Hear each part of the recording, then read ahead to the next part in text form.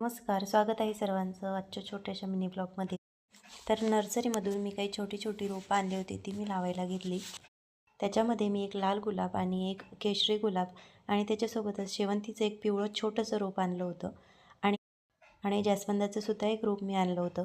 तर मी सगळ्यात आधी रोपं जी आहे ती लावायला घेतली. सगळ्यात आधी कुंडीमध्ये छोटे छोटे दगड टाकून घेतले आणि त्यानंतर त्याच्यावरती नारळाच्या शेंड्या टाकल्या आणि त्यानंतर एक एक करून सगळी रोपं जी आहे ती लावून घेतली.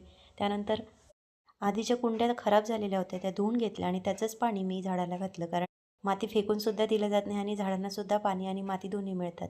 तर सगळ्या झाडांना छानपैकी पाणी घालून घेतलं. त्यानंतर माझ्या गार्डनमधलं हे सर्वात छान आणि सुंदर कुंदाचं झाड, याला खूप सारी फुलं आता आलेली होती. ती मी तोडून घेतली आणि त्यानंतर हे काही रांगोळीचे साचे माझ्याकडे होते ते मी व्यवस्थित धुवून घेतले आणि त्यानंतर उन्हामध्ये वाळत ठेवले, कारण त्याच्यामध्ये थोडीफार माती जमा होते.